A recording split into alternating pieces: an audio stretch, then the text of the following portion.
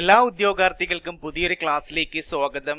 പുതിയ SCRT പാഠപുസ്തകത്തെ ആസ്പദമാക്കിയിട്ടുള്ള ക്ലാസ്സാണ്. എല്ലാ ടൈപ്സ് PSC എക്സാമിനേഷനും പ്രയോജനം ചെയ്യുന്ന ജീവശാസ്ത്ര മേഖലയുമായി ബന്ധപ്പെട്ട ക്ലാസ്സാണ്. ഡിഗ്രി ലെവൽ 3ാം ഘട്ടം എഴുതുന്നവർക്കും അതേപോലെ 10th ലെവൽ പ്രിലിംസും 10th ലെവൽ മെയിൻസ് എഴുതുന്നവർക്കും സിവിൽ എക്സൈസ് ഓഫീസർ എക്സാമിനേഷൻ എഴുതുന്നവർക്കും എല്ലാം പ്രയോജനം ചെയ്യുന്നൊരു ക്ലാസ്സാണ്. നിങ്ങൾ കണ്ട് കേട്ട് മനസ്സിലാക്കുക. 10ാം ക്ലാസ്സിൻ്റെ പുതിയ SCRT പാഠപുസ്തകത്തെ ആസ്പദമാക്കിയിട്ടുള്ള ജീവന്റെ ജനിതകം എന്ന് പറയുന്ന ചാപ്റ്ററാണ്. അതിനകത്തെ കുറച്ച് വസ്തുതകളാണ് നമ്മൾ ഡിസ്കസ് ചെയ്യുന്നത്. അതിനോടൊപ്പം തന്നെ ഇതുമായിട്ട് അനുബന്ധ വസ്തുതകളും നോക്കുന്നുണ്ട്. എല്ലാവർക്കും ക്ലാസ്സിലേക്ക് സ്വാഗതം. നമുക്കറിയാം, ജീൻ എഡിറ്റിങ്ങിൻ്റെ ബേസ് ചെയ്തിട്ട് രസതന്ത്ര നൊബേലൊക്കെ ലഭിച്ചിട്ടുണ്ട്. അപ്പോൾ 2020 രസതന്ത്ര നൊബേൽ ലഭിച്ചത് പുസ്തകത്തിനുള്ളതാണ്. ആർക്കൊക്കെയാണ്? ജീൻ എഡിറ്റിംഗ് മേഖലയിലെ സംഭാവനകൾക്കാണ്. ജീൻ എഡിറ്റിംഗ് മേഖലയിലെ സംഭാവനകൾക്ക് 2020 രസതന്ത്ര നൊബേൽ എമ്മാനുവൽ കാർപെൻറ്റിയറിനും ജെന്നിഫർ എഡൌഡ്നയ്ക്കുമാണ്. ആരൊക്കെയാണ്? ജെന്നിഫർ എഡൌഡ്നയും എമ്മാനുവൽ കാർപെൻറ്റിയർക്കുമാണ് 2020 രസതന്ത്ര നൊബേൽ ലഭിച്ച ജീൻ എഡിറ്റിംഗ് മേഖലയിലെ സംഭാവനകൾക്ക്. ഇത് ടെക്സ്റ്റ് ബുക്കിലെ വിവരങ്ങളാണ്, അതുകൊണ്ട് ഇത് ചോദിക്കാം.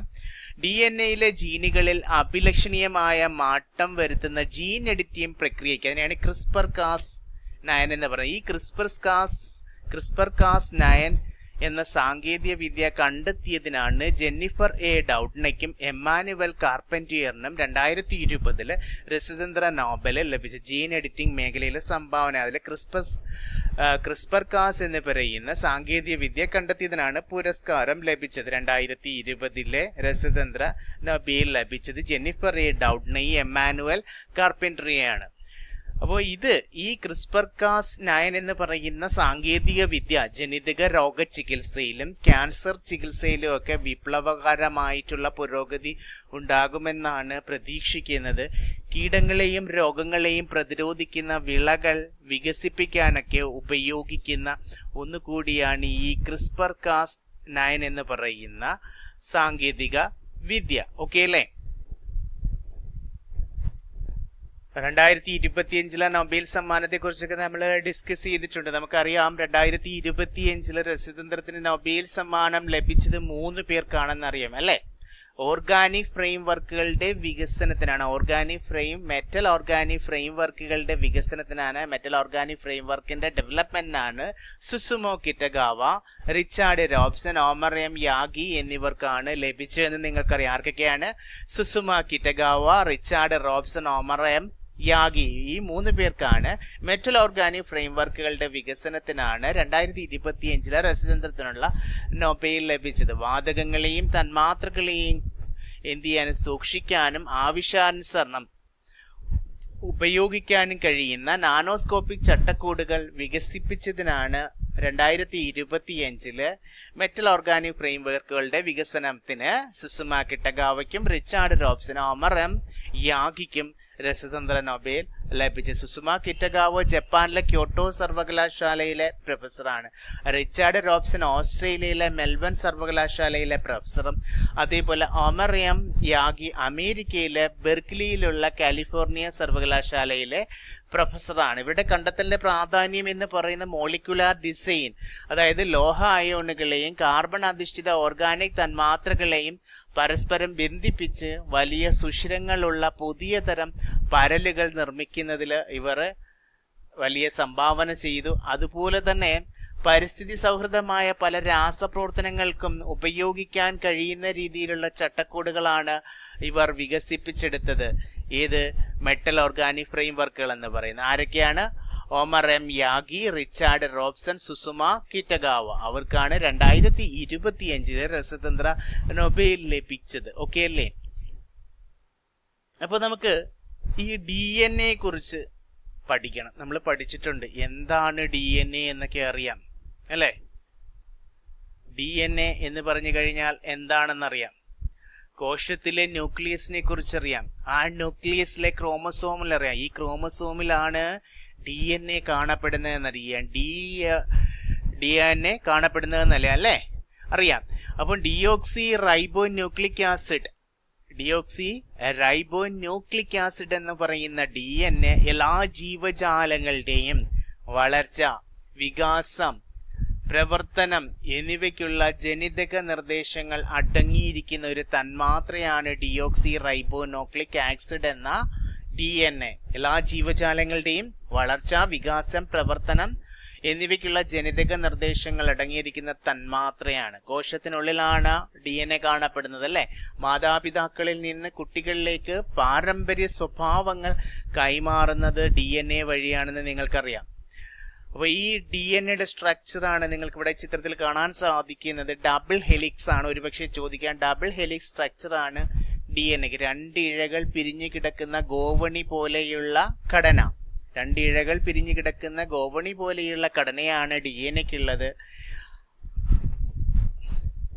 അപ്പോ ഈ ഡിയോക്സി റൈബോസ് അല്ലെങ്കിൽ ഡിയോക്സി റൈബോ ന്യൂക്ലിക് ആസിഡ് ഈ DNAയിൽ ന്യൂക്ലിയോടൈഡുകൾ അടങ്ങിയിട്ടുണ്ട്. ഫോസ്ഫേറ്റ്, ഷുഗർ, നൈട്രജൻ ബേസ് എന്നീ ഘടകങ്ങൾ ചേർന്നതാണ്, എന്നീ അടിസ്ഥാന ഘടകങ്ങൾ ചേർന്നതാണ് ന്യൂക്ലിയോടൈഡുകൾ എന്ന DNA.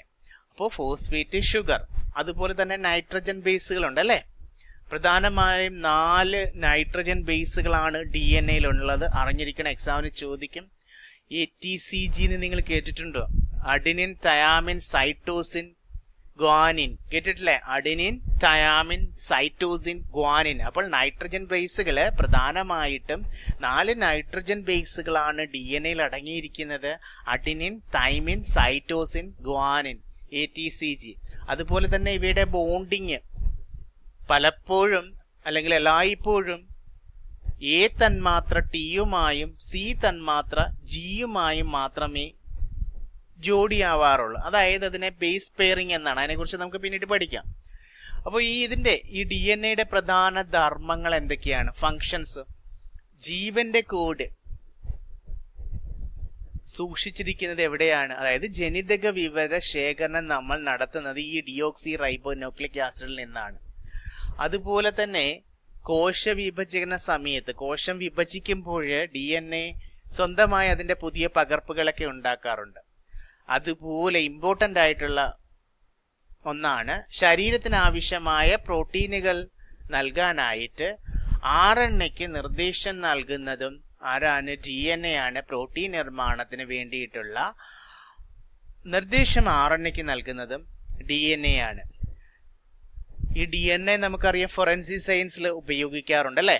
കുറ്റവാളികളെ കണ്ടെത്താനും അതുപോലെ തന്നെ പേരന്റേജ് ടെസ്റ്റിങ്ങും പിതൃത്വ പരിശോധനയ്ക്കൊക്കെ DNA ഫിംഗർ പ്രിന്റ് ഉപയോഗിക്കാറുണ്ടെന്ന് നിങ്ങൾക്കറിയാം. പാരമ്പര്യ രോഗങ്ങൾ കണ്ടെത്താനും ജീൻ തെറാപ്പി പോലുള്ള ആധുനിക ചികിത്സകൾക്കൊക്കെ DNA സഹായിക്കാറുണ്ട്. അതായത് വൈദ്യശാസ്ത്ര മേഖലയിൽ സഹായിക്കാറുണ്ടെന്ന് നിങ്ങൾക്കറിയാം. അപ്പോൾ ഇതിനകത്ത് DNAയുടെ ഘടനയാണ് നമ്മൾ നോക്കുന്നത്. Structure of DNA. എക്സാമിന് ചോദിക്കും ഡബിൾ ഹെലിക്സ് മോഡൽ അവതരിപ്പിച്ചത് ആരാണെന്ന്. അതായത് 1953 ജെയിംസ് വാട്സണും ഫ്രാൻസിസ് ക്രിക്കുമാണ് DNAയുടെ ചുറ്റുഗോവണി മാതൃക ഡബിൾ ഹെലിക്സ് മോഡൽ അവതരിപ്പിച്ചത്. 1953 ജെയിംസ് വാട്സണും ഫ്രാൻസിസ് ക്രിക്കുമാണ് DNAയുടെ ചുറ്റുഗോവണി മാതൃക അവതരിപ്പിച്ചത്. റോസലിൻഡ് ഫ്രാങ്ക്ലിൻ, മോറിസ് വിൽക്കിൻസ് എന്നിവരുടെ എക്സ്റേ പഠനങ്ങളെ ആസ്പദമാക്കിയിട്ടാണ് DNAയുടെ ഘടന ജെയിംസ് വാട്സണും ഫ്രാൻസിസ് ക്രിക്കും നിർദ്ദേശിച്ചു. അപ്പൊ ഈ DNAയുടെ ഡബിൾ ഹെലിക്സ് മോഡൽ എന്ന് പറയുന്ന ചുറ്റുഗോവണി മാതൃക അവതരിപ്പിച്ചത് 1953 ജെയിംസ് വാട്സണും ഫ്രാൻസിസ് ക്രിക്കുമാണെന്നറിയാം. അപ്പോൾ ഇവര് റോസലിൻ ഫ്രാങ്ക്ലിന്റെയും മോറിസ് വിൽക്കിൻസിന്റെ എക്സ്റേ പഠനങ്ങളെ ആസ്പദമാക്കിയിട്ടുള്ളതാണ്. ഈ എക്സ്റേ പഠനങ്ങളെ ആസ്പദമാക്കിയിട്ടുള്ളതായിട്ടാണ് DNAയുടെ ഘടന ജെയിംസ് വാട്സണും അതുപോലെ തന്നെ ഫ്രാൻസിസ് ക്രിക്കും നിർദ്ദേശിച്ചത് ഡബിൾ ഹെലിക്സ് മോഡൽ എന്ന്. അപ്പൊ ഇവിടെ ഈ ചിത്രം നിങ്ങൾക്ക് നോക്കുമ്പോൾ കാണാം, റോസലിൻ ഫ്രാങ്ക്ലിൻ എടുത്ത DNA-യുടെ എക്സ്റേ ഡിഫ്രാക്ഷൻ ചിത്രങ്ങളാണ് ഇത്. ഫോട്ടോ 51 എന്ന ചിത്രത്തിൽ നിന്ന് കണ്ടെത്തലിന് ഈ ഫോട്ടോ 51 എന്ന ചിത്രത്തിൽ നിന്നാണ് ഈ കണ്ടെത്തലിനിടയാക്കിയ നിർണായക വിവരങ്ങളൊക്കെ ലഭിക്കുന്നത്. അപ്പോൾ ഓർത്തിരിക്കണം, ഇതിനകത്ത് 1958 നമുക്കറിയാം 53 ജെയിംസ് വാട്സണും ഫ്രാൻസിസ് ക്രിക്കും DNA-ക്ക് ചുറ്റുഗോവണി മാതൃക ഡബിൾ ഹെലിക്സ് മോഡൽ അവതരിപ്പിക്കുന്നത്. ഈ 1958 ഇതിന്റെ റോസ്ലിൻ ഫ്രാങ്ക്ലിനും അതുപോലെ തന്നെ ഈ റോസ്ലിൻ ഫ്രാങ്ക്ലിൻ എടുത്ത DNA എക്സ്റേ ഡിഫ്രാക്ഷൻ ആണെന്ന് പറഞ്ഞു. അതിൽ പ്രശസ്തമായിട്ടുള്ള അതിനാണ് ഫോട്ടോ 51 എന്ന് പറയുന്ന ചിത്രം. ഈ റോസ്ലിൻഡ് ഫ്രാങ്ക്ലിൻ 37-ാം വയസ്സിൽ 1958 അന്തരിക്കുന്നുണ്ട്. അപ്പോ DNA ചുറ്റുഗോവണി മാതൃക കണ്ടെത്തിയതിന് ഇമ്പോർട്ടൻ്റ് ആണ് ജെയിംസ് വാട്സണും ഫ്രാൻസ് ക്രിക്കിനും മോറിസ് വിൽക്കിൻസും. അപ്പൊ ഈ മോറിസ് വിൽക്കിൻസ് അതിനകത്തുണ്ടല്ലേ. ഫ്രാൻസ് ക്രിക്കും മോറിസ് വിൽക്കിൻസ് എങ്ങനെയായിരുന്നു എക്സ്റേ പഠനങ്ങൾ ആരുടെയൊക്കെ റോസ്ലിൻ ഫ്രാങ്ക്ലിന്റെയും മോറിസ് വിൽക്കിൻസിന്റെ എക്സ്റേ പഠനങ്ങളെ ആസ്പദമാക്കിയിട്ടാണ് ഈ ചുറ്റുഗോവണി മാതൃക ജെയിംസ് വാട്സണും ഫ്രാൻസ് ക്രിക്കും അവതരിപ്പിക്കുന്നതെന്ന് അറിയാം. പക്ഷേ 1958 റോസ്ലിൻ ഫ്രാങ്ക്ലിൻ മരിക്കുകയും ചെയ്തു. ബാക്കി 3 പേർക്കും ജെയിംസ് വാട്സണും ഫ്രാൻസ് ക്രിക്കിനും മോറിസ് വിൽക്കിൻസിനും 1962 മെഡിസിനുള്ള നോബൽ സമ്മാനം ലഭിക്കുന്നുണ്ട്. അപ്പോൾ DNA ചുറ്റുഗോവണി മാതൃക അവതരിപ്പിച്ച് ജെയിംസ് വാട്സണും ഫ്രാൻസ് ക്രിക്കുമാണ്. അതിന്റെ സ്ട്രക്ചർ എക്സ്റേ പഠനങ്ങളെ ആസ്പദമാക്കി ആരുടെ എക്സ്റേ പഠനങ്ങളെ ആസ്പദമാക്കി മോറിസ് വിൽക്കിൻസിന്റെ റോസ്ലിൻ ഫ്രാങ്ക്ലിന്റെയും എക്സ്റേ പഠനങ്ങളെ ആസ്പദമാക്കിയിട്ടാണ് ജെയിംസ് വാട്സണും ഫ്രാൻസ് ക്രിക്കും ചുറ്റുഗോവണി മാതൃക അവതരിപ്പിക്കുന്നത്. റോസ്ലിൻ ഫ്രാങ്ക്ലിൻ എടുത്ത ആ എക്സ്റേ ആസ്പദമാക്കിയിട്ട് എടുത്ത എക്സ്റേ ഡിഫ്രാക്ഷൻ ചിത്രമാണ് ഫോട്ടോ 51 എന്ന് പറയുന്ന ചിത്രം. ഈ ഫോട്ടോ 51 എന്ന് പറയുന്ന ചിത്രം റോസ്ലിൻ ഫ്രാങ്ക്ലിൻ്റെതാണ്. റോസ്ലിൻ ഫ്രാങ്ക്ലിൻ 1958 മരിക്കുകയും 1962 ഈ ചുറ്റുഗോവണി മാതൃക അവതരിപ്പിച്ചതിന് ജെയിംസ് വാട്സണും ഫ്രാൻസ് ക്രിക്കിനും മോറിസ് വിൽക്കിൻസിനും എന്ത് ലഭിച്ചു? 1962 മെഡിസിനുള്ള നൊബേൽ സമ്മാനം കരസ്ഥമാക്കി. അപ്പൊ ഈ 4 പേരുടെയും ചിത്രം നിങ്ങൾക്ക് ഇവിടെ കാണാനായിട്ട് സാധ്യമാകും. ഓക്കെ അല്ലേ? ഇനി നമുക്ക് ഇപ്പൊ ഇവിടെ ചിത്രത്തിൽ നിങ്ങൾക്ക് DNA ചുറ്റുഗോവണി മാതൃകയൊക്കെ കാണാം. അതിലെ നൈട്രജൻ ബേസുകളൊക്കെ നമ്മൾ പറഞ്ഞിരുന്നു. Adenine, thymine, guanine, cytosine. അതിലടങ്ങിയിരിക്കുന്ന നൈട്രജൻ ബേസുകളെ കുറിച്ച് നമ്മൾ പഠിച്ചിരുന്നു. Adenine, thymine, guanine, cytosine. ഇനി ഇതിനകത്ത് ന്യൂക്ലിയോടൈഡ് എന്താണെന്ന് നമ്മൾ അറിഞ്ഞിരിക്കണം. എന്താണ് ന്യൂക്ലിയോടൈഡ്? DNA അടിസ്ഥാന നിർമ്മാണ ഘടകമാണ്. ഇമ്പോർട്ടൻ്റ് ആണ്, എക്സാമിന് ചോദിക്കും. DNA അടിസ്ഥാന നിർമ്മാണ ഘടകമാണ് ന്യൂക്ലിയോടൈഡ് എന്ന് പറയുന്നത്. എന്താണ് DNA അടിസ്ഥാന നിർമ്മാണ ഘടകം? അപ്പോൾ ഈ ന്യൂക്ലിയോടൈഡില് ഒരു ഡിയോക്സി റൈബോസ് പഞ്ചസാരയും ഒരു ഫോസ്ഫേറ്റ് ഗ്രൂപ്പും ഒരു നൈട്രജൻ ബേസ് എന്നീ ഘടകങ്ങൾ ഉണ്ടാവും. അപ്പോൾ ഈ ന്യൂക്ലിയോടൈഡ് നിർമ്മിച്ചിരിക്കുന്നത് ഒരു ഡിയോക്സി റൈബോസ് പഞ്ചസാരയും ഒരു ഫോസ്ഫേറ്റ് ഗ്രൂപ്പും ഒരു നൈട്രജൻ ബേസ് എന്നീ ഘടകങ്ങളാലാണ് ഇവ നിർമ്മിച്ചിരിക്കുന്നത്. ഓക്കെ അല്ലേ? അപ്പോൾ ഇതിനകത്ത് ഫോസ്ഫേറ്റ്, അതേപോലെ തന്നെ നൈട്രജൻ ബേസ്, ഡിയോക്സി റൈബോസ് പഞ്ചസാര, അതായത് 5 കാർബൺ പഞ്ചസാരയാണ്. ഇത് DNA ഘടനയിൽപ്പെട്ടതാണ് അല്ലേ? ഇത്രയും കാര്യങ്ങൾ നമ്മൾ ഓൾറെഡി മനസ്സിലാക്കി. ഒരു DNA വലിപ്പം എന്ന് പറയുന്നത് നമ്മൾ അറിഞ്ഞിരിക്കണം. ഓരോ ക്രോമസോമിലെയും DNAക്ക് ഏകദേശം 2 ഇഞ്ചാണ്, അതായത് 5 സെന്റിമീറ്റർ ആണ് നീളമുള്ളത് ഓരോ ക്രോമസോമിലെയും DNAക്ക്. നമുക്കറിയാം ഒരു മനുഷ്യകോശത്തില് 46 ക്രോമസോമുകൾ ഉണ്ട്. ഈ 46 ക്രോമസോമുകളിലെയും DNA എക്സാമിന് ചോദിക്കാം. ഒരു മനുഷ്യകോശത്തിലെ DNA എണ്ണം 46 ആണ്. അപ്പോൾ ഒരു മനുഷ്യകോശത്തിലെ 46 ക്രോമസോമുകളിലെയും DNA ചേർന്നാൽ ഏകദേശം 6 അടി നീളമാണ് വരുന്നത്. 2 മീറ്റർ ആണ് 46 ക്രോമസോമുകളിലെയും DNA ചേർന്ന് കഴിഞ്ഞാൽ വരുന്നത്. അപ്പോൾ മനുഷ്യ ശരീരം 1,00,000 കോടി, അതായത് ട്രില്യൺ കണക്കിന് കോശങ്ങളാൽ നിർമ്മിതമാണെന്ന് നിങ്ങൾക്കറിയാം. എല്ലാ കോശത്തിലെയും DNA കൂട്ടി യോജിപ്പിച്ചാൽ ഏകദേശം 67 ബില്യൺ. 1 ബില്യൺ എന്ന് പറഞ്ഞു കഴിഞ്ഞാൽ 100 കോടി എന്നറിയാം. അപ്പൊ 67 ബില്യൺ ആണ്, മൈലാണ്. 67 ബില്യൺ മൈലായിരിക്കും വരിക. അതായത് 2 ദശലക്ഷത്തിലധികം തവണ ഭൂമിയെ ചുറ്റാൻ പര്യാപ്തമാണ് ഒരു മനുഷ്യ ശരീരത്തിലെ എല്ലാ കോശങ്ങളെയും കൂട്ടിയോജിപ്പിച്ചാൽ കിട്ടുന്ന നീളം എന്ന് പറയുന്നത്. ഓക്കെ അല്ലേ? അപ്പൊ നമുക്കിവിടെ അറിഞ്ഞിരിക്കേണ്ടത് ഒരു മനുഷ്യ കോശത്തിൽ 46 ക്രോമസോമുകളുണ്ട്. ഓരോ ക്രോമസോമുകളിലെയും DNA ഏകദേശം 2 ഇഞ്ച് അതല്ലെങ്കിൽ 5 സെന്റിമീറ്റർ ആണ് നീളമുണ്ടാകുക. അതൊന്ന് അറിഞ്ഞിരിക്കണം. ഓക്കെ അല്ലേ? എന്താണ് ഈ ക്രോമസോം എന്ന് പറയുന്നത്? നമ്മൾ ക്രോമസോം എന്നൊക്കെ പറഞ്ഞു. എന്താണ് ഈ ക്രോമസോം എന്ന് പറയുന്നത്? ക്രോമസോമൊക്കെ ആണല്ലോ നമ്മുടെ മനുഷ്യനെ, ഓരോ ക്രോമസോമും ഉപയോഗിച്ചിട്ടാണല്ലോ മനുഷ്യൻ രൂപപ്പെടാനായിട്ട് സഹായകമാകുന്നത് അല്ലേ? അപ്പോൾ ക്രോമസോം എന്താണെന്ന് അറിഞ്ഞിരിക്കണം.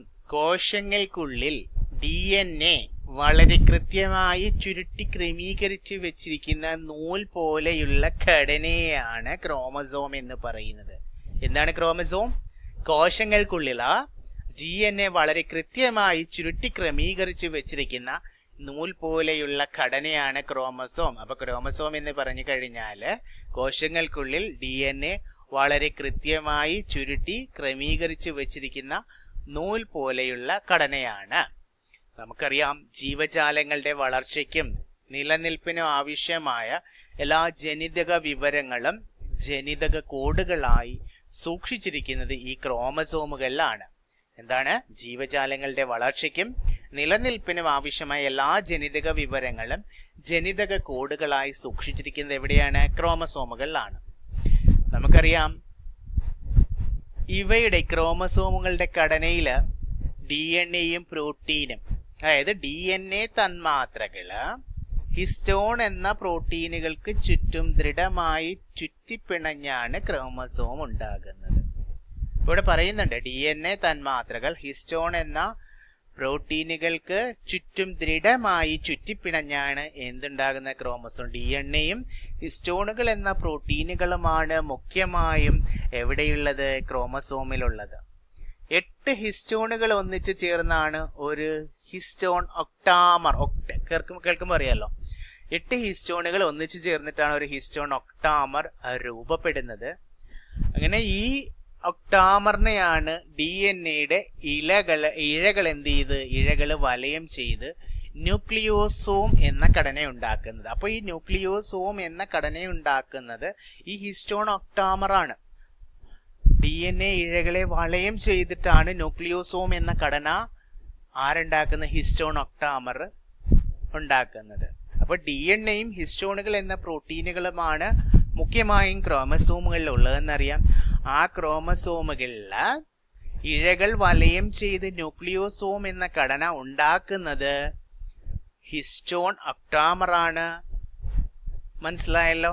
അപ്പോൾ നിരവധി ന്യൂക്ലിയോസോമുകളെ അടുക്കി ചേർത്ത് ചുരുളുകളാക്കിയും ന്യൂക്ലിയോസോമുകളുടെ ശൃംഖലയെ വീണ്ടും ചുരുളുകളാക്കിയുമാണ് ക്രോമസോമുകൾ ഉണ്ടാകുന്നത്. സ്റ്റേറ്റ്മെന്റ് ടൈപ്പിലൊക്കെ ഉൾക്കൊള്ളാം, അതുകൊണ്ട് മനസ്സിലാക്കിയിരിക്കണം. അപ്പോൾ ക്രോമസോമുകൾ ഉണ്ടാക്കുന്നത് നിരവധി ന്യൂക്ലിയോസോമുകളെ അടുക്കി ചേർത്ത് ചുരുളുകളാക്കിയും ന്യൂക്ലിയോസോമുകളുടെ ശൃംഖലയെ വീണ്ടും ചുരുളുകളാക്കിയുമായിട്ടാണ് ക്രോമസോമുകൾ ഉണ്ടാകുന്നത്. ഒരു ക്രോമസോമിനെ എക്സാമിന് ചോദിക്കാം. സെൻട്രോമിയർ വഴി ബന്ധിപ്പിച്ചിരിക്കുന്ന ഭാഗങ്ങളാണ് ക്രോമാറ്റിഡുകൾ. എന്താണ്? ക്രോമാറ്റിഡുകൾ. ഒരു ക്രോമസോമിനെ സെൻട്രോമിയർ വഴി ബന്ധിപ്പിച്ചിരിക്കുന്ന ഭാഗങ്ങളെയാണ് ക്രോമാറ്റിഡുകൾ എന്ന് പറയുന്നത്. അതായത് ഈ ക്രോമാറ്റിൻ എന്ന് പറഞ്ഞു കഴിഞ്ഞാല് കോശം വിഭജിക്കാത്ത അവസ്ഥയിൽ അവ എന്ത് ചെയ്യും? കോശകേന്ദ്രം എന്ന് പറഞ്ഞാൽ ന്യൂക്ലിയസ് ആണല്ലോ. അപ്പൊ കോശം വിഭജിക്കാത്ത അവസ്ഥയില് കോശകേന്ദ്രത്തിൽ ക്രോമാറ്റിൻ വലക്കണ്ണികൾ ആയിട്ടാണ് കാണപ്പെടുന്നത്. കോശകേന്ദ്രത്തിലെ ക്രോമാറ്റിൻ വലക്കണ്ണികളാണ് കാണപ്പെടുന്നത്. അതിപ്പോ സെൻട്രോമിയർ പറഞ്ഞു. ഒരു ക്രോമസോമിനെ സെൻട്രോമിയർ വഴി ബന്ധിപ്പിച്ചിരിക്കുന്ന ഭാഗങ്ങളെയാണ് ക്രോമാറ്റിഡുകൾ. അപ്പൊ ഈ സെൻട്രോമിയർ എന്ന് പറഞ്ഞു കഴിഞ്ഞാൽ ഓരോ ക്രോമസോമിനും ഒരു ഇടുങ്ങിയ ഭാഗമുണ്ട്. ഓരോ ക്രോമസോമിനും ഒരു ഇടുങ്ങിയ ഭാഗമുണ്ട്. അതിനെയാണ് എന്ത് പറയുന്നത്? സെൻട്രോമിയർ എന്ന് പറയുന്നത്. ഇതാണ് ഈ ഇടുങ്ങിയ ഭാഗമായ സെൻട്രോമിയർ ആണ് ക്രോമസോമിനെ എന്ത് ചെയ്യുന്നത്? 2 ഭാഗങ്ങളായി തിരിക്കുന്നത്. അപ്പോൾ ഓരോ ക്രോമസോമിനും സെൻട്രോമിയർ എന്ന് പറയുന്ന ഒരു ഇടുങ്ങിയ ഭാഗമുണ്ട്. അവയാണ് ക്രോമസോമിനെ 2 ഭാഗങ്ങളായിട്ട് തിരിക്കുന്നതെന്ന്. അപ്പോൾ ഇനി നമുക്ക് മനുഷ്യനിലെ ക്രോമസോമുകളെ കുറിച്ച് അറിയണം. Human chromosomes. ആ രണ്ട് തരത്തിലുള്ള ക്രോമസോമുകളാണുള്ളത്. ഒന്ന് സൊമാറ്റിക് ക്രോമസോംസും രണ്ടാമത്തത് സെക്സ് ക്രോമസോംസും. അതായത് സ്വരൂപ ക്രോമസോമുകളും ലിംഗനിർണയ ക്രോമസോമുകളും. ആണാണോ പെണ്ണാണോ അല്ലെ ആൺകുട്ടിയാണോ പെൺകുട്ടിയാണോ എന്ന് തീരുമാനിക്കുന്നത് ഈ സെക്സ് ക്രോമസോംസ് ആണ്, ലിംഗനിർണയ ക്രോമസോമുകൾ. അപ്പോൾ ഈ മനുഷ്യനിലെ ക്രോമസോമുകൾ നമുക്കറിയാം. മനുഷ്യനില് ഒരു കോശത്തിൽ എത്ര ക്രോമസോമുകളാണ് നമ്മൾ ഓൾറെഡി പഠിച്ച് 23 ജോഡികളാണ്. അതായത് 46 ക്രോമസോമുകളാണ് ആകെ എണ്ണം മനുഷ്യന്റെ ശരീരത്തിൽ. നിങ്ങൾ കേട്ടിട്ടുണ്ടോ ഓട്ടോസോമുകൾ? കേട്ടിട്ടുണ്ടാവും. എന്താണ് ഈ ഓട്ടോസോമുകൾ എന്ന് പറഞ്ഞ്? ആകെ നമ്മൾ പറഞ്ഞു 46 എണ്ണമാണ്, 23 ജോഡി. അതിൽ ആദ്യത്തെ 22 ജോഡി ആണ്, അതായത് 44 എണ്ണത്തെയാണ് ഓട്ടോസോമുകൾ എന്ന് വിളിക്കുന്നത്. മനുഷ്യ ശരീരത്തിലെ 44 എണ്ണം അല്ലെങ്കിൽ 22 ജോഡി ക്രോമസോമുകളെയാണ് ഓട്ടോസോമുകൾ എന്ന് വിളിക്കുന്നത്. എന്താണ് ഓട്ടോസോം എന്ന് പറഞ്ഞു കഴിഞ്ഞാൽ എന്താണെന്ന് മനസ്സിലായി. അപ്പോൾ ഈ ഓട്ടോസോമുകൾ എന്ത് ചെയ്യും? നമ്മുടെ ശരീരപ്രകൃതി, അതുപോലെ തന്നെ മറ്റു പൊതു സ്വഭാവങ്ങൾ എന്നിവ നിർണയിക്കുന്ന ക്രോമസോമുകളാണ് ഓട്ടോസോമുകൾ. അവ എത്രയാണ്? 22 ജോഡിയാണ്, അതായത് 44 എണ്ണം. ഓക്കെ അല്ലേ? ഇനി 23ാമത്തെ ക്രോമസോമുകളാണ്, 23ാമത്തെ ജോഡിയാണ് ലിംഗനിർണയ ക്രോമസോമായ സെക്സ് ഹോർമോൺസ്. 23ാമത്തെ ജോഡിയെയാണ് സെക്സ് ക്രോമസോമുകൾ എന്ന് വിളിക്കുന്നത്. ഇതാണ്, അതായത് നമ്മൾ 46 ക്രോമസോമുകളാണ് ഉള്ളത്, 23 ജോഡി, അതിൽ 22 ജോഡിയും ഓട്ടോസോമുകളാണ്, അതായത് 44 എണ്ണം. ഇവ ശരീരപ്രകൃതിയും മറ്റു പൊതു സ്വഭാവങ്ങളെയാണ് നിർണയിക്കുന്നത്. എന്നാൽ നമ്മുടെ 23ാമത്തെ ജോഡി എടുക്കുമ്പോൾ, അതായത് സെക്സ് ക്രോമസോമുകൾ എന്ന് വിളിക്കുന്നത് ഇതാണ്, അതായത് 2 എണ്ണം, 23ാമത്തെ ജോഡി അല്ലേ? ഇതാണ് എന്ത്? ലിംഗനിർണയം നടത്തുന്നത്. നമുക്ക് സ്ത്രീകളിലുള്ള ക്രോമസോമുകൾ എന്ന് പറയുന്നത് XX ആണ്, XX ക്രോമസോമുകളാണ്. പുരുഷന്മാരിലെ ക്രോമസോമുകൾ XY ആണ് അല്ലേ? അപ്പൊ നമുക്ക് ഈ സൊമാറ്റിക് ക്രോമസോംസും ലിംഗനിർണയ ക്രോമസോംസും എന്താണെന്ന് ഒരിക്കൽ കൂടി ഒന്ന് നോക്കാം.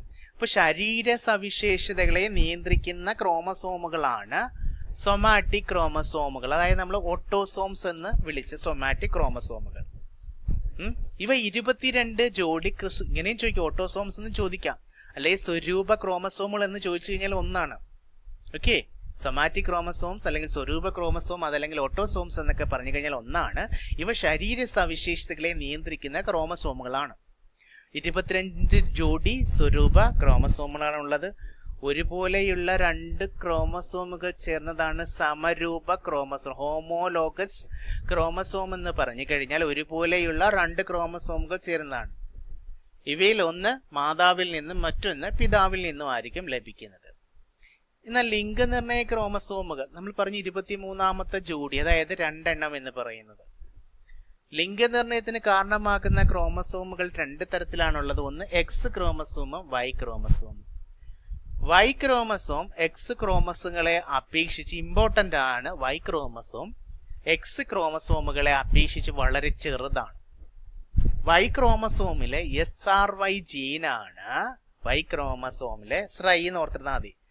SRY ജീനാണ് ഭ്രൂണത്തില് വൃഷ്ണങ്ങളുടെ വികാസനത്തിന് കാരണമാകുന്നത്. അപ്പൊ Y ക്രോമസോമിലെ SRY ജീനാണ് ഭ്രൂണത്തില് വൃഷണങ്ങളുടെ വികാസത്തിന് കാരണമാകുന്ന. Y ക്രോമസോമിലെ SRY ജീനാണ്. Y ക്രോമസോം എന്ന് പറയുമ്പോൾ X ക്രോമസോമുകളെ അപേക്ഷിച്ച് വളരെ ചെറുതാണ്. സ്ത്രീകളിലെ XX ക്രോമസോമുകളും പുരുഷന്മാരിൽ XY ക്രോമസോമുകളാണ് ഉള്ളത്. ഓക്കെ അല്ലേ? മനസ്സിലാവുന്നുണ്ടല്ലോ? അപ്പോൾ നമ്മള് ഈ ക്രോമസോമുകളുടെ പ്രധാന ധർമ്മങ്ങൾ ഒന്ന് നമുക്കറിയാം. ജനിതക കൈമാറ്റം അല്ലെ? മാതാപിതാക്കളുടെ സ്വഭാവ സവിശേഷങ്ങൾ കുട്ടികളിലേക്ക് കൃത്യമായി എത്തിക്കുന്നത് എന്താണ്? ക്രോമസോമുകളാണ്. DNA സംരക്ഷണം. കോശവിഭജന സമയത്ത് DNA-ക്ക് കേടുപാടുകൾ സംഭവിക്കാതെയും ചിതറിപ്പോകാതെയും സംരക്ഷിക്കുന്നത് ഈ ക്രോമസോമുകളാണ്. അതുപോലെ തന്നെ ജീവൻ നിലനിർത്താനായിട്ട് ശരീരത്തിലെ കോശങ്ങൾ എപ്പോൾ എങ്ങനെ വളരണം, പ്രോട്ടീനുകളെ എങ്ങനെ നിർമ്മിക്കണം എന്നിവയൊക്കെ നിയന്ത്രിക്കുന്നത് ഈ ക്രോമസോമുകളാണ്. നമുക്കറിയാം വ്യത്യസ്തമായിട്ടുള്ള ജനിതക ഘടനകൾ ഉണ്ടെന്നറിയാം അപ്പോൾ XSS എന്ന് പറയുന്നത് XX എന്ന് പറയുന്നത് സ്ത്രീകളിലെ ക്രോമസോമുകളിലും XY എന്ന് പറയുന്നത് പുരുഷനിലെ ക്രോമസോമുകളാണ്. അപ്പോൾ 44 പ്ലസ് XX 44 പ്ലസ് XY എന്നീ സാധാരണ ജനിതക ഘടകങ്ങളാണെങ്കിലും ഏതൊക്കെയാണ് അത് ഓർത്തിരിക്കണം. സാധാരണ ജനിതക ഘടനകളാണ് 44 പ്ലസ് XXും 44 പ്ലസ് XY. മനുഷ്യൽ അനേകം വ്യത്യസ്തമായിട്ടുള്ള ജനിതക ഘടനകളൊക്കെ കാണപ്പെടാറുണ്ട്. അപ്പോൾ ഈ വ്യത്യസ്ത ജനിതക ഘടനകൾ വ്യക്തികളുടെ ശാരീരികവും മാനസികവുമായിട്ടുള്ള വികാസത്തെ നിയന്ത്രിക്കുന്നതാണ്. ഒന്ന് ലിംഗനിർണയം നമുക്കറിയാം ഒരു സങ്കീർണ പ്രക്രിയയാണ്. ഇത് ജനിതക ഘടന മാത്രമല്ല മറ്റ് ഘടകങ്ങളെയും ആശ്രയിച്ചിരിക്കുന്നു എന്ന് നമുക്കറിയാം. അപ്പൊ ഈ വ്യത്യസ്ത ജനിതക ഘടനയുള്ള ക്രോമസോമുകളെ നമുക്കൊന്ന് പരിചയപ്പെടണം. ടണ്ണർ സിൻഡ്രോം എന്ന അവസ്ഥ, ഈ ടണ്ണർ സിൻഡ്രോം എന്ന് പറയുന്ന അവസ്ഥ വരുന്നത് നമുക്ക് നോർമലി വരുന്നത് ക്രോമസോമുകളുടെ ജനിതക ഘടന 44 പ്ലസ് XXും 44 പ്ലസ് XYയും ആണ്. എന്നാലും വ്യത്യസ്തമായിട്ടുള്ള ജനിതക ഘടന വരാം. അപ്പോൾ നമ്മളിവിടെ പറഞ്ഞു വ്യത്യസ്തമായിട്ടുള്ള ജനിതക ഘടന 44 പ്ലസ് X0, ഇതൊക്കെ ഡിഗ്രി ലെവൽ ക്വസ്റ്റ്യൻ ഒക്കെ ആയിട്ട് ചോദിക്കാം. 44 പ്ലസ് X0 ഒരു എക്സ് ക്രോമസോം മാത്രമുള്ള സ്ത്രീകള്. നമ്മൾ പറഞ്ഞു സ്ത്രീകൾക്ക് XX ക്രോമസോം ആണ്, എന്നാൽ ഒരു എക്സ് ക്രോമസോം മാത്രമുള്ള സ്ത്രീകളുണ്ട്. ഇവർ ടണ്ണർ സിൻഡ്രോം എന്ന അവസ്ഥയുള്ളവരാണ്. അതായത് ഈ ടേണർ സിൻഡ്രോം സ്ത്രീകളെ മാത്രം ബാധിക്കുന്ന ഒരു അപൂർവ ജനിതക വൈകല്യമാണ്. എക്സാമിന് അങ്ങനെയും ചോദിക്കാം.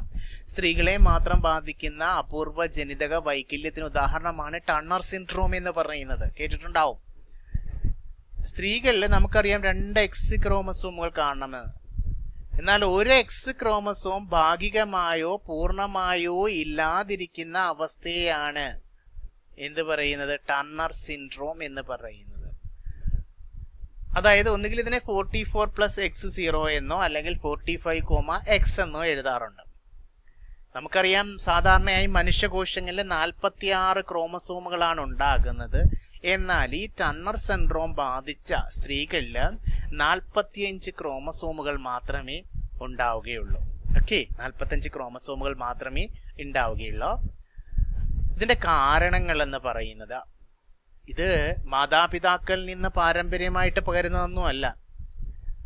ഇതിന്റെ കാരണം ഗർഭധാരണ സമയത്ത് ബീജത്തിലോ അണ്ഡത്തിലോ യാദൃച്ഛികമായിട്ട് എന്തെങ്കിലും തകരാറുകൾ ഉണ്ടാവുകയാണെങ്കിൽ, ഇമ്പോർട്ടന്റ് ഫാക്ട്സ് ആണ്, ബീജത്തിലോ അണ്ഡത്തിലോ യാദൃച്ഛികമായി എന്തെങ്കിലും തകരാറുകൾ ഉണ്ടാകുകയാണെങ്കിൽ ഈ ടണ്ണർ സിൻഡ്രോം സംഭവിക്കും. അതായത് 45 ക്രോമസോമുകൾ മാത്രമേ കോശത്തിൽ കാണപ്പെടുകയുള്ളൂ. ഓക്കെ ആണല്ലോ. അപ്പോൾ പ്രധാനമായും ഇത് 2 രീതിയിലാണ് കാണപ്പെടുന്നത്. ഒന്ന് മോണോസോമിയും, രണ്ടാമത്തത് മൊസൈസിസം. മോണോസോമിയും മൊസൈസിസം. അപ്പൊ നമ്മൾ പറഞ്ഞു ഗർഭധാരണ സമയത്തോ ബീജത്തിലോ അണ്ഡത്തിലോ ഉണ്ടാകുന്ന തകരാറുകൾ കൊണ്ട് ഉണ്ടാകുന്നതാണ് ഈ ടണ്ണർ സിൻഡ്രോം എന്ന് പറയുന്നത്. ഇത് പ്രധാനമായ 2, ശരീരത്തിലെ എല്ലാ കോശങ്ങളും ഒരു എക്സ് ക്രോമസോം പൂർണ്ണമായി നഷ്ടപ്പെടുന്നു.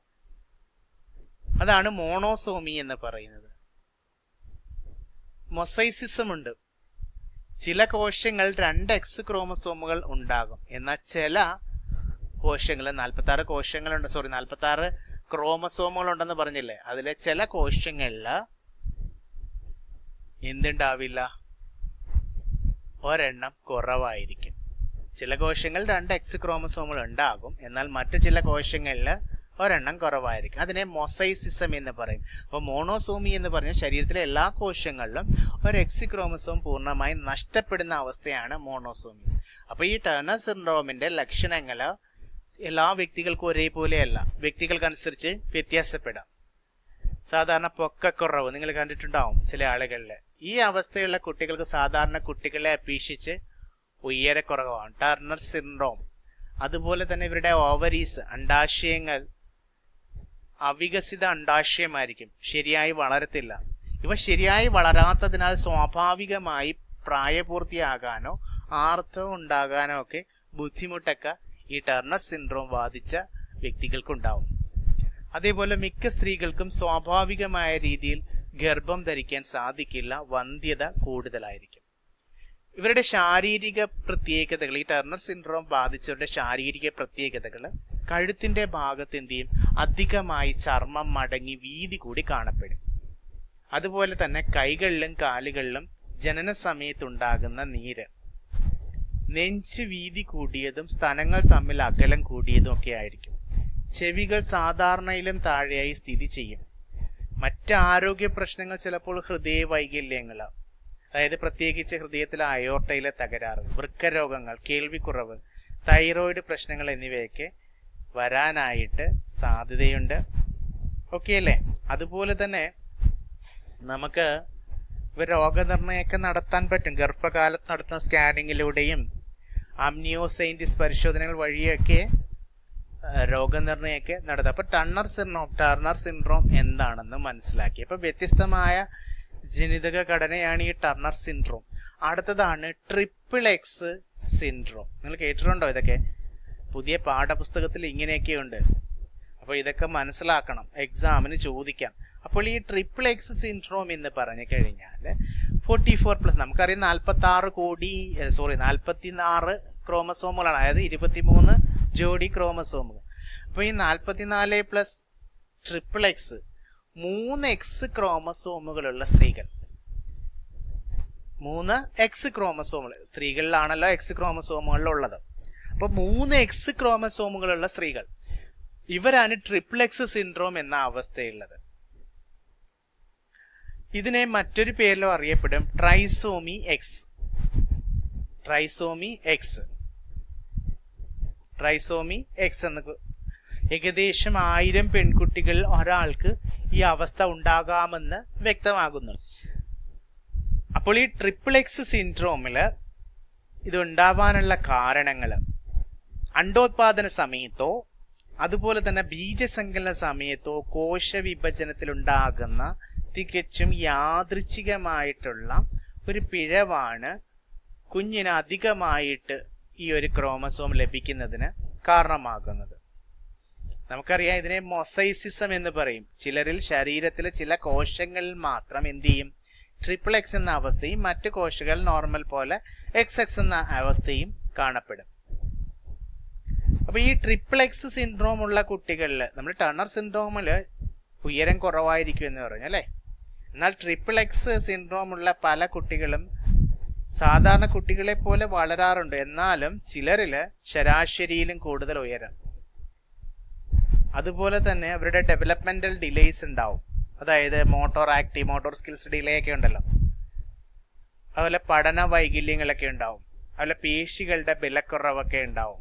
അതുപോലെ മാനസികമായിട്ടുള്ള ADHD, അതുപോലെ തന്നെ ആങ്സൈറ്റി ഒക്കെ ഉണ്ടാവാം. അതൊക്കെ ഈ XXX ക്രോമസോമിന്റെ പ്രത്യേകതയാണ്. 44+ XXX എന്ന് പറയുന്ന XXX സിൻഡ്രോമിന്റെ അവസ്ഥകൾപ്പെട്ടതാണ്. ഇനി അടുത്തതാണ് 44+ XXY. 2 X ക്രോമസോമുകളും ഒരു Y ക്രോമസോമും ഉള്ള പുരുഷന്മാരെയാണ്. ഇവരെ ഒരു പേരിലറിയപ്പെടും ഈ അവസ്ഥയ്ക്ക് ക്ലൈൻഫെൽട്ടർ സിൻഡ്രോം. എന്താണ് ക്ലൈൻഫെൽട്ടർ സിൻഡ്രോം? എക്സാമിന് ഇതൊക്കെ ചോദിക്കും, അതുകൊണ്ട് അറിഞ്ഞിരിക്കണം ക്ലൈൻഫെൽട്ടർ സിൻഡ്രോം. അപ്പോൾ ക്ലൈൻഫെൽട്ടർ സിൻഡ്രോം എന്ന് പറഞ്ഞു കഴിഞ്ഞാൽ എന്താണ്, 44+ XXY ആണ്. അതായത് 2 X ക്രോമസോമുകളും യഥാർത്ഥത്തിൽ പുരുഷനിൽ ഒരു X ഒരു Y ആണ് അല്ലേ, അതിന് പകരം ഒരു X കൂടെ അധികം വരും. 2 X ക്രോമസോമുകളും ഒരു Y ക്രോമസോമുകളും ഉള്ള പുരുഷന്മാരാണ് ക്ലൈൻഫെൽട്ടർ സിൻഡ്രോം എന്ന അവസ്ഥയിലേക്ക് വരുന്നത്. അപ്പോൾ ഇത് പുരുഷന്മാരെ മാത്രം ബാധിക്കുന്ന ഒരു ജനിതക അവസ്ഥയാണ്. ഇത് XXY സിൻഡ്രോം എന്നും അറിയപ്പെടുന്നു.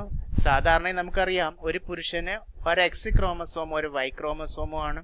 എന്നാൽ ഈ ക്ലൈൻഫെൽട്ടർ സിൻഡ്രോം അവസ്ഥയിലുള്ളവർ ഒരു X ക്രോമസോം കൂടി അധികമായിട്ട് കാണപ്പെടുന്നു. ഏകദേശം 600 ആൺകുട്ടികളിൽ ഈ അവസ്ഥയൊക്കെ ഉണ്ടാകാമെന്നൊക്കെ പല പഠനങ്ങളിലും വ്യക്തമാക്കുന്നുണ്ട്. ഇതിൻ്റെയൊക്കെ ലക്ഷണങ്ങൾ വളരെ കുറവായതിനാൽ പലതും പ്രായപൂർത്തിയായ ശേഷമോ അതല്ലെങ്കിൽ വന്ധ്യതാ പരിശോധനകൾ നടത്തുമ്പോഴൊക്കെയാണ് ഈ രോഗാവസ്ഥ ക്ലൈൻഫെൽട്ടർ സിൻഡ്രോം ഒക്കെ മനസ്സിലാക്കുന്നത്. അപ്പോൾ ഇതും പാരമ്പര്യമായി കിട്ടുന്ന ഒരു രോഗാവസ്ഥയൊന്നുമല്ല. ഇതും നേരത്തെ പറഞ്ഞതുപോലെ തന്നെ യാദൃച്ഛികമായിട്ടുണ്ടാകുന്ന തകരാറാണ്. അണ്ഡത്തിലോ ബീജത്തിലോ കോശവിഭജന സമയത്ത് ഉണ്ടാകുന്ന ഒരു പിഴവ് കാരണം കുഞ്ഞിന് അധികമായിട്ട് ഒരു എക്സ് ക്രോമസോൺ ലഭിക്കുന്ന അവസ്ഥ. അതായത് മെയിനായിട്ട് ഇത് വൈകി ഗർഭം ധരിക്കുന്ന അമ്മമാരുടെ, അതായത് 35 വയസ്സിന് മുകളിൽ കുട്ടികളിൽ ഇതിന് സാധ്യത നേരിയ തോതിൽ കൂടുതലാണ്. അപ്പോൾ ഇവരുടെ ഇങ്ങനെയുള്ള പുരുഷന്മാരുടെ പ്രത്യേകതകൾ ക്ലൈൻഫെൽട്ടർ സിൻഡ്രോം ബാധിച്ച പുരുഷന്മാരുടെ പ്രത്യേകത സാധാരണക്കാരെ അപേക്ഷിച്ച് കൂടുതൽ ഉയരവും നീളവുമുള്ള കൈകാലുകളും പേശികളുടെ ബലക്കുറവും കുറഞ്ഞ ശാരീരിക ശേഷിയും അതുപോലെ തന്നെ നെഞ്ചിലെ സ്തനഭാഗമൊക്കെ അസാധാരണമായിട്ട് വളരുക, ഇവയൊക്കെ എന്താണ് ഈ ക്ലൈൻഫെൽട്ടർ സിൻഡ്രോം ബാധിച്ച പുരുഷന്മാരുടെ അവസ്ഥയാണ്. അടുത്തത് 44+XYY. ഇവിടെ ശ്രദ്ധിക്കണം, ഒരു എക്സ് ക്രോമസോമും 2 Y ക്രോമസോമും ഉള്ള പുരുഷന്മാരാണ്. ഇവർ XYY സിൻഡ്രോം എന്ന അവസ്ഥയിലുള്ളവരാണ്. അപ്പോൾ നമ്മൾ എന്താണ് ഈ വ്യത്യസ്ത ജനിതക ഘടന എന്ന് മനസ്സിലാക്കി. നോർമലി നമുക്കറിയാം 44+XX ആണ്, അത് സ്ത്രീകളിലും 44+XY എന്ന് പറയുന്ന പുരുഷന്മാർ, ഇത് സാധാരണ ജനിതക ഘടനയാണെന്നറിയാം. എന്നാൽ അതുകൂടാതെ വ്യത്യസ്തമായ ജനിതക ഘടനയുള്ള Turner syndrome, XXX syndrome, Klinefelter syndrome, XYY syndrome ആണ് നമ്മൾ മനസ്സിലാക്കിയത്. അതിനകത്ത് ടർണർ സിൻഡ്രോം, XXX സിൻഡ്രോം സ്ത്രീകളിലും ക്ലൈൻഫെൽട്ടർ സിൻഡ്രോമും XYY സിൻഡ്രോമും പുരുഷന്മാരിലുമാണ് എന്ത് ചെയ്യുന്നത്, ബാധിക്കുന്നത്. അപ്പം നമ്മൾ ഈ ടർണർ സിൻഡ്രോം ബാധിച്ച സ്ത്രീകളിലാണെന്ന് പറഞ്ഞല്ലോ, അവർക്ക് എന്താണ്, ഒരു എക്സ് ക്രോമസോമിന്റെ കുറവാണ് അല്ലെ, ഒരു എക്സ് ക്രോമസോം മാത്രം വരുന്നുണ്ട്. അപ്പോൾ ഈ ടർണർ സിൻഡ്രോം ബാധിച്ച വ്യക്തികളിൽ ലിംഗനിർണയം വളരെ സങ്കീർണമായിരിക്കും. ഉദാഹരണത്തിന് ടർണർ സിൻഡ്രോം ഉള്ള സ്ത്രീകൾക്ക് സ്ത്രീ ലൈംഗിക അവയവങ്ങൾ ഉണ്ടാകാം, എന്നാൽ ഇത് എന്ത് ചെയ്യില്ല, കൗമാര ആരംഭത്തിൽ സ്ത്രീ ലൈംഗിക ലക്ഷണങ്ങൾ ഡെവലപ്മെന്റ് ഉണ്ടാകില്ല. അതുപോലെ തന്നെ നമുക്കറിയാം ക്ലൈൻഫെൽട്ടർ ഒരു രണ്ട് എക്സ് ക്രോമസോമും ഒരു Y ക്രോമസോമും ഉള്ള പുരുഷന്മാർ. അപ്പോൾ ഈ ക്ലൈൻഫെൽട്ടർ സിൻഡ്രോം ബാധിച്ച പുരുഷന്മാർക്ക് പുരുഷ ലൈംഗിക അവയവങ്ങൾ ഉണ്ടാകാം, എന്നാൽ അവർ സ്ത്രീലിംഗ ലക്ഷണങ്ങൾ കാണിക്കും, കാരണം അവർക്ക് 2 എക്സ് ക്രോമസോമുകൾ ഉണ്ട്. അപ്പോൾ ഇതൊക്കെ ഒന്ന് മനസ്സിലാക്കിയിരിക്കണം. അപ്പോൾ കൂട്ടുകാരെ, നമുക്കിനി അടുത്ത ഇതിന്റെ കണ്ടിന്യൂസ് ക്ലാസ്സിൽ ജീനിനെ കുറിച്ച് പഠിക്കാം. ഇത് മനസ്സിലായെന്ന് പറഞ്ഞ് കുറച്ച് കോംപ്ലിക്കേറ്റഡ് ആയിട്ട് ചിലപ്പോൾ ഫീൽ ചെയ്യാം, എന്നാൽ നന്നായിട്ട് മനസ്സിലാക്കാൻ പറ്റും. അപ്പോൾ ജീവശാസ്ത്ര മേഖലയുമായി ബന്ധപ്പെട്ട പുതിയ SCERT പാഠപുസ്തകത്തെ ആസ്പദമാക്കിയിട്ടുള്ള ക്ലാസ്സാണ്. നന്നായിട്ട് കണ്ട് കേട്ട് മനസ്സിലാക്കുക. നിങ്ങൾക്ക് ഇനിയുള്ള എല്ലാ തരത്തിലുള്ള എക്സാമിനും പ്രയോജനം ചെയ്യുന്നതാണ്. നമുക്ക് അടുത്ത ക്ലാസ്സിൽ ഇതിന്റെ കണ്ടിന്യൂസ് ക്ലാസ്സുമായി വീണ്ടും കണ്ടുമുട്ടാം. Bye, take care.